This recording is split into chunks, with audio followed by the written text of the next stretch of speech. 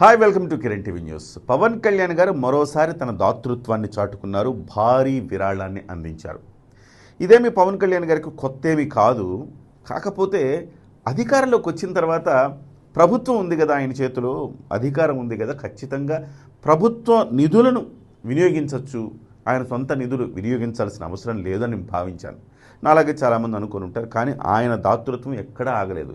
ప్రభుత్వం ఇచ్చే నిధులు ప్రభుత్వం ద్వారా ఇప్పిస్తున్నారు, తాను ఇవ్వాల్సింది తాను ఇస్తున్నారు. సో బహుశా నాకు తెలిసి భారతదేశ రాజకీయ చరిత్రలో ఏ రాజకీయ నాయకుడు కూడా ఇంతలా దాన ధర్మాలు, ఇంతలా వితరణ, ఇంతలా దాతృత్వం ప్రదర్శించలేదేమో అనిపిస్తుంది నాకు. అంటే మీరు స్వతంత్రం పూర్వము, స్వతంత్రం వచ్చిన తర్వాత టంగుటూరి వీరేశలింగం టంగుటూరి అంటే మంచు విష్ణు పూనుతున్నట్టున్నాడు నాకు. టంగుటూరి ప్రకాశం పంతులు లాంటి వాళ్ళు చాలామంది తమ దాతృత్వాన్ని చాటారు. చాలామంది తమ ఆస్తులన్నీ కూడా ప్రజా సంక్షేమం కోసం వినియోగించారు. బహుశా ఆ తరం నాయకుడిని మళ్ళీ మనం పవన్ కళ్యాణ్ గారిలోనే మాత్రమే చూడగలుగుతాం అనుకుంటా. సో నేనేమంటున్నానంటే, ఇవాళ ఆయన కొణిదెలవారి గ్రామం కర్నూలుకి వెళ్ళాడు.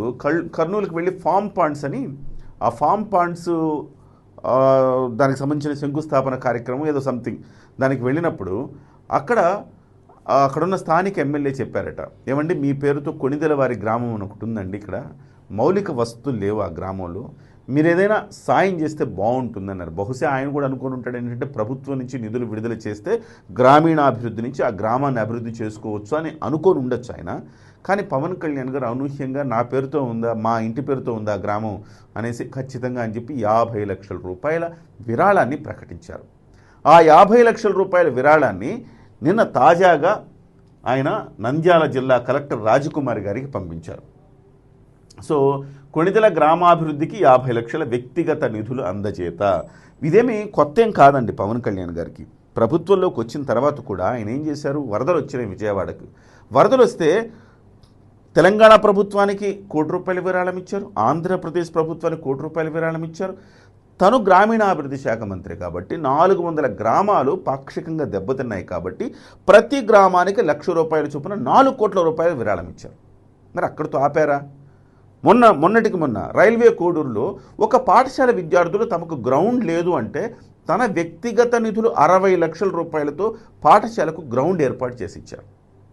అట్లని చెప్పేసి ప్రభుత్వ నిధులు వినియోగించలేదని కాదు, ప్రభుత్వ నిధులను కూడా ఎక్కడ వినియోగించాలో, ఎక్కడ అవసరం ఉందో ప్రభుత్వ నిధులు కూడా అసలే కష్టాల్లో, అసలే నష్టాల్లో, అసలే ఆర్థిక ఇబ్బందుల్లో ఉన్న రాష్ట్రాన్ని, ఆ రాష్ట్ర ప్రభుత్వంలో సో మరింత ఇబ్బంది కాకుండా తన నిధులను కూడా పవన్ కళ్యాణ్ గారు ఇతోధికంగా జోడించి చేయటం అనేది పలు సందర్భాల్లో చూస్తున్నాం. ఇప్పుడు తాజాగా ఈ రకమైన పరిస్థితి, నిన్ననే ఒక వార్త వచ్చింది. ఇది మీ ఇంటి పేరు ఎవరు, ఈయన నందికొట్కూరు ఎమ్మెల్యే గిత్తా జయసూరి అట.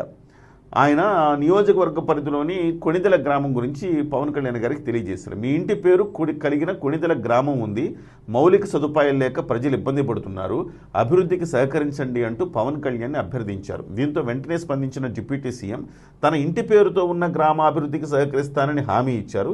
ఇచ్చిన మాట ప్రకారం కొణిదెల గ్రామాభివృద్ధికి తన వ్యక్తిగత నిధుల నుంచి 50 లక్షల చెక్కును నంద్యాల జిల్లా కలెక్టర్ రాజకుమారికి పంపగా పవన్ కళ్యాణ్ పంపిన చెక్కును DRO Ramunayak, AO Ravikumar, superintendent నరసింహారావుకు అందజేశారు. సో పవన్ కళ్యాణ్ తమ గ్రామంపై చూపిన ఆదరాభిమానాలకు కొణిదెల గ్రామ ప్రజలు సంతోషాన్ని వ్యక్తం చేస్తున్నారు. ఇది ఫోటో. సో చాలామంది అనుకోవచ్చు, ఎందుకు ఆయన వ్యక్తిగత నిధులు ఇవ్వటము, సో గ్రామీణాభివృద్ధి నుంచే ఏదైనా నిధులు విడుదల చేయొచ్చు కదంటే. గ్రామీణాభివృద్ధి నుంచి నిధులు విడుదల చేయాలంటే కేవలం కొణిదెల గ్రామానికి విడుదల చేస్తే సరిపోదుగా. సో అన్ని గ్రామాలని సమదృష్టితో చూడాలి ప్రభుత్వ నిధులు ఇచ్చేటప్పుడు. కానీ ఇది కొణిదెల గ్రామం ఉంది కాబట్టి, తమ ఇంటి పేరుతో ఉన్న గ్రామం కాబట్టి బహుశా పవన్ కళ్యాణ్ గారు అనుకుని ఉంటారు, ప్రభుత్వ నిధులు ఇవ్వటం కంటే తన వ్యక్తిగత నిధుల నుంచి దీనికి 50 లక్షలు ఇస్తే బాగుంటుందని అనుకుని ఉంటారు. సో పవన్ కళ్యాణ్ గారు చూపిన దాతృత్వానికి మరోసారి హ్యాట్స్ ఆఫ్.